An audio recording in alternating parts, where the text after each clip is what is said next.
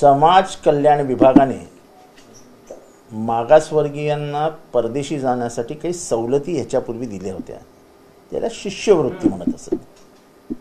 आता त्याच्यात एवढ्या जाचकाठी टाकल्या आहेत की कोणी जाऊच शकणार नाही. एकतर 50% जी गुणवत्ता होती ती नेली 75% होती. नंतर पूर्ण कॉलेजचा खर्च म्हणजे फीज, निर्वाह भत्ता, सगळं हे सगळं सरकारतर्फे दिलं जायचं. आता त्यांनी सांगितलं 30 लाखामध्ये आटोपतं घ्या. नंतर घरातल्या 2 जणांना ही स्कॉलरशिप घेण्याची परवानगी होती. आता त्यांनी सांगितलं की 1 जणांनाच घ्या. याआधी उत्पन्नाची अट नव्हती. आता उत्पन्नाची अट किती माहिती आहे? 8 लाख रुपये. 8 लाख. 8 लाखाच्या वरती मागासवर्गीय असेल तो श्रीमंत झाला. नवीन व्याख्या येत आहेत. हे मनुस्मृती एकदा डोक्यात शिरली ना की तिचे परिणाम काय असतात हे बघा. हे परिणाम की मागासवर्गीयांनी पुढे जाऊच नाही. त्याने Oxford, Cambridge, Columbia, Indian school of London school of economics, Kings university इथे शिकूच नाही. स्टॅनफर्ड जाऊच नाही. त्यांनी आपलं इथेच जावं. आणि मला मेसेजेस आलेत. मी जेव्हा सगळं टाकलं तेव्हा मला काही लोकांचे मेसेजेस आलेत. मी त्यांची नावं नाही घेऊ इच्छित. ते म्हणाले लायकी नसताना नाही जावंच कशाला फॉरेनला. माझ्याकडे मेसेज स्टोर्ड आहेत. ही मानसिकता तुम्ही जन्माला घालताय. आणि फुले शाहू आंबेडकरांचं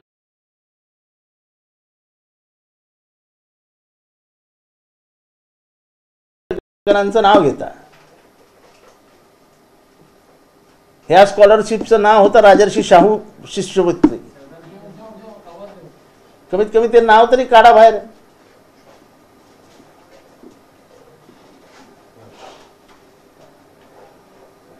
म्हणजे मागासवर्गीयांचे शिक्षणाचे दरवाजे बंद करायचे बाहेर जाण्याचे. तुम्ही ओबीसी स्कॉलरशिप अशीच लटकवून ठेवलेली आहे. तुम्ही भटक्या विमुक्तांची स्कॉलरशिप अशीच लटकवून ठेवलेली आहे. मराठा स्कॉलरशिपचे तर वांदेच करून टाकले. शेड्यूल ट्राईबचे स्कॉलरशिप पैसेच येत नाही. म्हणजे इथल्या बहुजन समाजाला शिक्षणापासून कसं वंचित ठेवायचं त्याचे पैसे. हे बघा, एक तर इथला बहुजन समाज हा आर्थिक हालाकीचे जीवन जगत असतो. तो हे जीवन जगत असताना शिक्षणासाठी जे काही त्याचे अत्यावश्यक गरजा आहेत त्या सरकारने पुरवल्या पाहिजे. That is their obligatory duty. ते त्यांचं कर्तव्य आहे. ज्यांना तुम्ही 5000 वर्ष समाजाच्या मुख्य प्रवाहाच्या बाहेर फेकलं, त्यांना प्रवाहात आणायचं असेल तर त्यांना शिष्यवृत्ती द्यावी लागेल. ते का भत्ता मागित नाहीत ना तुमच्याकडे. आणि जर अशा बाबतीत सरकार अशा भूमिका घेत असेल तर हे सरकार बहुजन विरोधी आहे. एकदा मनुस्मृती डोक्यात शिरली की कसे वागायला लागतं ह्याचं उदाहरण आहे.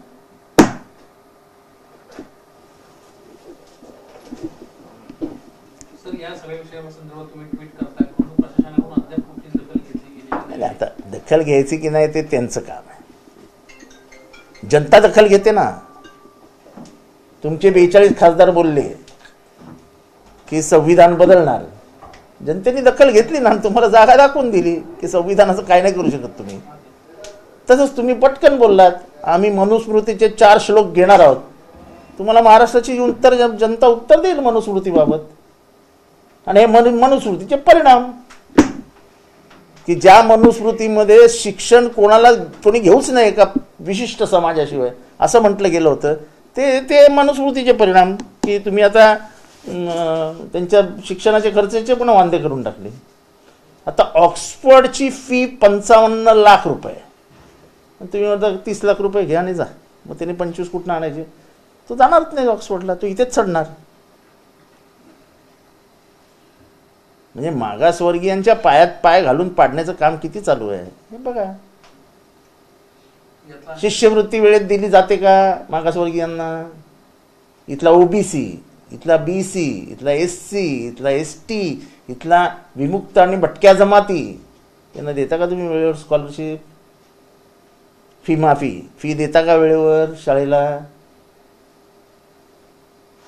आणि मग ते फिनवत राहायचं वर्गात लोकांना, टीचर्सनी, हे बघा स्कॉलरशिप घेतात, त्यांच्या स्कॉलरशिपच येत नाही, म्हणजे अख्ख्या वर्गाला समजतं हा तो आहे, हा तो. परदेशात विद्यार्थी ओबीसी समाजातले, ओबीसी स्कॉलरशिप मध्ये गेलेले, त्यांच्या देखील अडचणी झालेल्या आहेत, वेळेत त्यांचे पैसे मिळत नाहीयेत. मग मी तुम्हाला तेच सांगतोय, सरकारला चिंताच नाही आहे. आणि ते काही इथलं कॉलेज नाही आहे की मी फोन केला अरे जाऊ दे येईल सरकारकडनं फीस, त्याला बसू दे, तर आपल्या घाबरून आपल्याला बसवतात वर्गात. तिथे ऑक्सफर्डला कोण फोन करणार, कोण ओळखतं आपल्याला? हे शिक्षणा म्हणजे एकंदरीतच जगामध्ये डिस्क्रिमिनेशन बद्दल राग आहे, राग. आणि इंडियन डिस्क्रिमिनेशन विरुद्ध तर प्रचंड राग आहे, कारण का तो अमानवी होता. म्हणजे काळ्या गोऱ्या हा वर्णव्यवस्थेमध्ये पण डिस्क्रिमिनेशन होतं, पण आपल्या इथे माणसाला माणूस म्हणून जगताच येत नव्हतं. त्याच्याबद्दल प्रचंड चिड आहे परदेशात, आणि आजही व्यवस्था आहे, हे तर अजून दुःखाची गोष्ट आहे. आता तिथे ओबीसी असेल, त्याचं एक नातेवाईक नसेल फॉरेनमध्ये, त्याला तिथे सांभाळणारं कोण नसेल, त्यांनी काय करायचं? यांनी वेळेत फी नाही फाटवली तर?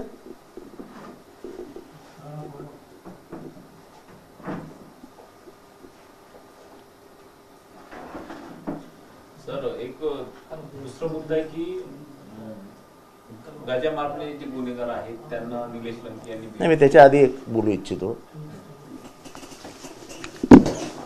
की साहेबांवरती कधीही टीका झाली, कुठल्याही प्रकारची टीका झाली की मी जास्तीत जास्त 2 मिनिटं घ्यायचो, 2 मिनिटं म्हणा 1 मिनिटं, आणि प्रतिहल्ला चढवायचो. समोरचा माणूस कितीही मोठा असो, कोणीही असो, कुठल्याही पक्षाचा असो,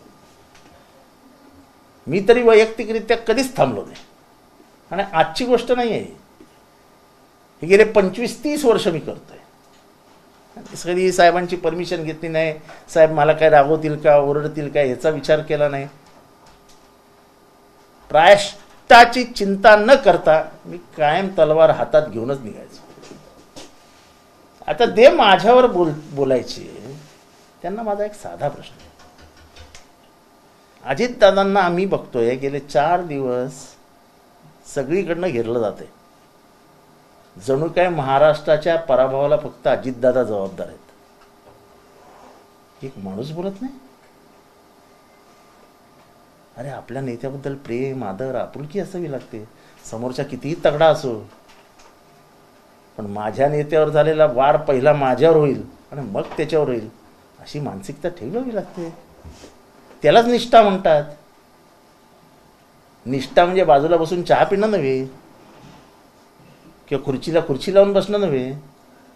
निष्ठा म्हणजे माझ्या साहेबाच्या, माझ्या माणसाच्या, माझ्या नेत्याच्या विरोधात कोणीही बोललं तरी माझ्या बॉसला मी डिफेंड करणारच. असं काय होताना दिसत नाही. मला खेद आहे, खंत वाटते की या सगळ्या लढाईमध्ये फक्त अजितदादा जबाबदार.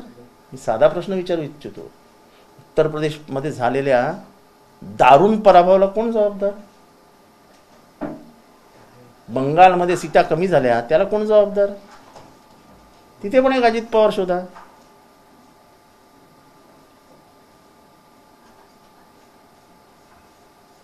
म्हणजे भले माझे आणि त्यांचे वैचारिक मतभेद असतील, पण कार्यकर्त्यांनी आपल्या नेत्याला सोडता कामा नये. हीच वेळ असते दाखवायची की नाही मी तुमच्या बरोबर आहे, वाईटात पण आहे आणि चांगल्यात पण आहे.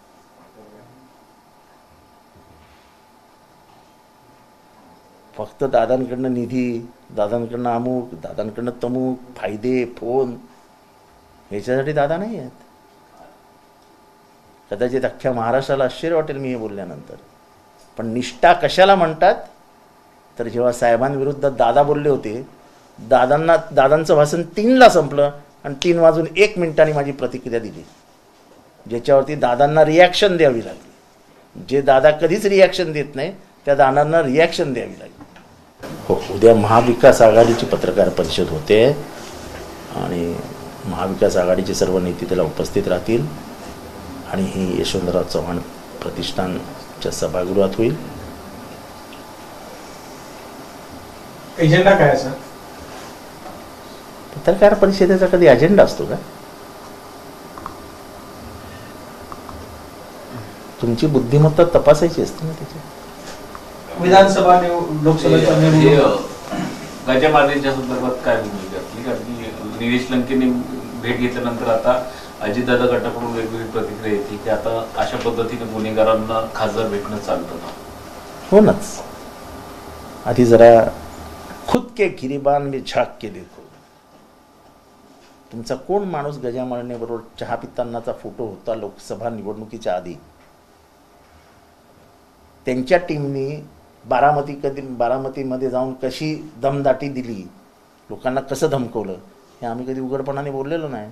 वेळ आली तर बोलून दाखवू कोणाला दम दिला, कोणी दम दिला, कुठली गँग वापरली गेली. ते कोण बेतलं गजा मारण्याला निवडणुकीच्या आधी? जो शीशे के घर में रहा करते हैं वो दूसरों के घरों पर पत्थर नहीं मारा करते. सर आणखीन एक प्रश्न आहे बातम्यामध्ये. आणखीन एक प्रश्न असा आहे की नाशिकमध्ये ओम प्रतिष्ठान जे रणजित सावरकरांचं आहे त्यांच्या मार्फत जे प्रसाद विक्रेते आहेत, देवाचे साहित्य जे विकले जातात त्यांना ओम सर्टिफिकेट दिलं जाते की आमचं हे सर्टिफिकेट आहे, तुमच्याकडे तुमची गुणवत्ता तपासली गेलेली आहे, असं सर्टिफिकेट पाठवलं जाते प्रत्येक मंदिराच्या स्टॉलला. ते काय नवीन नवीन फॅड असतं. त्यांना वाटतं त्यांचं सर्टिफिकेट दिलं म्हणजे त्यांना सगळं. कोण विचारतं त्या सर्टिफिकेटला? ते विक्रेते बिचारे गरीब घरातनं आलेले असतात आणि कुठलाही माणूस जेव्हा फुलं विकायला म्हणजे फुलं घ्यायला जातो, हार घ्यायला जातो, पूजेचं साहित्य घ्यायला जातो, तेव्हा कधी जाती धर्माचा विचार करतो. आपण विचारतो का रे, अरे तू कुठल्या धर्माचा आहे रे, जरा फुलं दे, पेढे दे, जरा तुझं कुंकू दे, सगळे घेतलं, तू कुठल्या धर्माचा आहे? अच्छा तू मागासवर्गीय आहेस, हे घे परत. असं कधी झालंय का कुठल्या देवळात? कशाला चर्चा करायची सावरकर पिवरकर?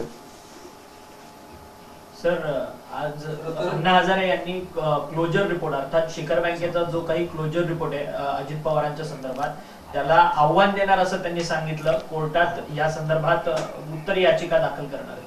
त्याला जोडून प्रश्न आहे. मागच्या 2-3 दिवसांपूर्वी ऑर्गनायझर मध्ये आर्टिकल छापण्यात आलं, अजित पवारमुळे ब्रँड कमी झाला अशा पद्धतीचं सांगण्यात आलं. कुठेतरी अजित पवारांना आता साईडलाईन करणार अशी चर्चा होत आहे. आता पुन्हा अण्णा हजारे एवढे दिवस शांत होते. असं आहे की हा मला वाटतं हा अजितदादांना साईडलाईन करण्याचा कट आहे. चहू बाजूनी हल्ले होत आहेत आणि वाईट हेच वाटतं की गजा मारण्याबद्दल बोलणारे पत्रकार ऑर्गनायझर बद्दल का नाही बोलत? का भीती वाटते काय? अरे मी तर 1950चा दाखला देतो. जेव्हा संविधानाबद्दल बोलतात तेव्हा मी 1950चा ऑर्गनायझरचा दाखला देतो की तेव्हा त्यांनी सांगितलं होतं की मनुस्मृती हेच आमचं संविधान आहे, तिरंगा आम्हाला मंजूर नाही, कारण का त्याच्या आकडा 3 येतो, तो अशुभ आहे. अरे आम्ही तर गोळवळकरांवर बद्दल पण बोलतो. आम्ही RSSच्या कार्यालयावरती तिरंगा लागला नव्हतो त्याच्यावरही बोलतो. अचानक तुमची तोंड बंद झाली. ते तर शिवले. अरे नेत्यासाठी छातीचा कोट करून उभं राहावं लागतं. नुसतं नेत्याला आवडेल ते बोलायचं, जितेंद्र आव्हाडवर बोलूया, जितेंद्र आव्हाडवर बोलूया. अरे माझ्या विरुद्ध काय बोलताय? मी बोलताना कोणाच्या बापाला घाबरत नाही. पण अण्णा हजारे यांना ही भूमिका घ्यायला उशीर लागला कसं? अण्णा हजारांची भूमिका आहे नेहमी ती प्यादी हलवतात ना, अडीच खोडा, हत्ती सरळ, तसं आहे त्यांचं. गेल्या काही वर्षांपासून अण्णा हजारे ज्या म्हणजे ते आज उठले असतील सकाळी. भाजपला पूरक अशी ही संपूर्ण वाटत नाही. त्यांनी पूर्वीपासून भाजपचे कार्यकर्ते म्हणूनच काम केलंय आणि माझं तर पहिल्यापासूनच हे म्हणणं की ते भाजपचे कार्यकर्ते म्हणूनच काम करतात. त्यांची आंदोलनं बरोबर काँग्रेस राष्ट्रवादी सत्तेत नसली की त्यांची आंदोलन एकदम अशी, आणि हे जरा कुठे वरती येताना दिसले, Anna Hazare has lost his credibility, to be very clear. लोकांचा विश्वास नाही, हे सगळं मॅनेज्ड असतं अण्णा हजारेंचं, असं जनसामान्यांचं मत आहे आणि माझंही ते मत आहे. बरोबर निवडक लोकांविरुद्ध ते उतरतात, बरोबर निवडक प्रतिक्रिया देतात, ज्याच्यात काही लोकांना त्याचा ते भोगावं लागेल आणि काही लोक त्याच्यातनं वाचतील, अशी भूमिका एखाद्या समाजसेवकाने कधीही घेऊ नये. त्याची भूमिका ही समसमान असली पाहिजे. माझ्यासमोर कोणीही मोठा नाही, कोणीही छोटा नाही. संविधानाची शपथ घेऊन जेव्हा तुम्ही सगळे बोलत असता तेव्हा त्या संविधानातला प्रमुख जे आहे की कायद्यासमोर सगळे समान आहेत, तेव्हा तुमचा जो हेतू आहे त्याच्यासमोर सगळे समान ठेवा. सर, काल देवेंद्र फडणवीस यांनी भाजपच्या एका युवा मेळाव्याला संबोधित करताना सांगितलं की कुठेतरी खोटा नॅरेटिव्ह विरोधकांकडनं हा सेट केला जातो आणि जिंकल्याचा विरोधक ऊर बडवत आहेत आणि 21 नवीन मतदारसंघांमध्ये, महाविकास आघाडीच्या 21 नवीन मतदारसंघांमध्ये भाजपची लीड आहे, त्यामुळे आपल्याला ह्या सगळ्या संदर्भात आशा आहे आणि आम्ही बाउन्स बॅक करू असं त्यांचं म्हणणं. मला नेहमीच त्यांचं कौतुक वाटतं की कुठल्याही परिस्थितीत ते नेहमी उत्साह दाखवत असतात. पण टक्केवारीनुसार भाजपनी किती मतं कमी झाली. देशभरामध्ये 117 जागा अशा आहेत ज्या भाजप फक्त 1000 मताच्या आतमध्ये जिंकली आहे. 30-32 जागा अशा आहेत की ज्या 2000च्या फरकाने जिंकल्या आहेत. ती काय चांगली गोष्ट नाही आहे. मतदानाचं पर्सेंटेज बेंगॉलमध्ये, उत्तर प्रदेशमध्ये काय झालं. ही देशाची निवडणूक होती, त्याच्यात एक चेहरा होता, तो चेहरा नरेंद्र मोदींचा होता. आता विधानसभेला कुठला चेहरा आणणार आहे? अशोक चक्रावर सारखं, ते अशोक स्तंभासारखं नाही. कुठनंही बघा एक चेहरा दिसतो.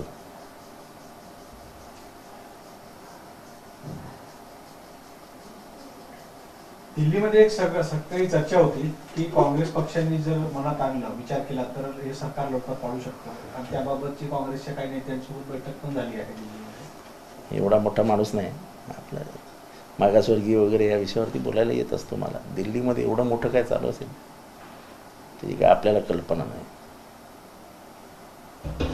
तुमच्या दिल्लीमध्ये लिंक्स आहेत माझ्या काय. सर, अण्णा हजारे आणि नरेंद्र मोदींचा फोटो व्हायरल होत आहे जुना, की ते खूप चांगले सहकारी होते, तशा प्रकारचं आता या ठिकाणी बोललं जात आहे. Anna Hazare is a ऑपॉर्च्युनिस्ट. आजपर्यंत त्यांच्याबद्दल मलाही प्रचंड आदर होता. आणि ज्या पद्धतीने त्यांचं वागणं आहे ते बघितल्यानंतर आपण चुकीच्या माणसाबद्दल आदर बाळगतो आहोत ह्याची खंत माझ्या मनाला.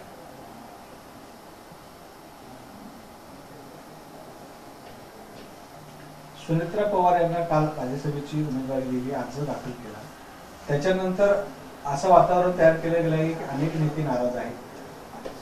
ही गोष्ट या ठिकाणी पाहायला मिळते की खरंच त्याच्यामध्ये नाराजी आहेत आणि असे काही नाराज असलेले लोक तुमच्या संपर्कात आहेत? माझ्या संपर्कात एक तर कधीच कोणी येत नाही, कारण मी काय साहेबांशी बोलत नाही. माझं काही एवढं वजन नाही पक्षामध्ये की मी कोणाला पक्षात घेऊ शकेन. आणि नाराजी आहे ती त्यांच्या घरात आहे. त्यांच्या घरातल्या नाराजीबद्दल मी का बोलावं? माझं घर सुखी आहे ना.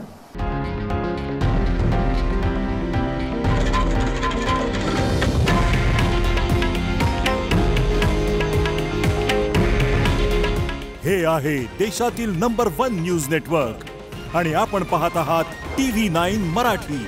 काळजी तुमची, हित महाराष्ट्राचं.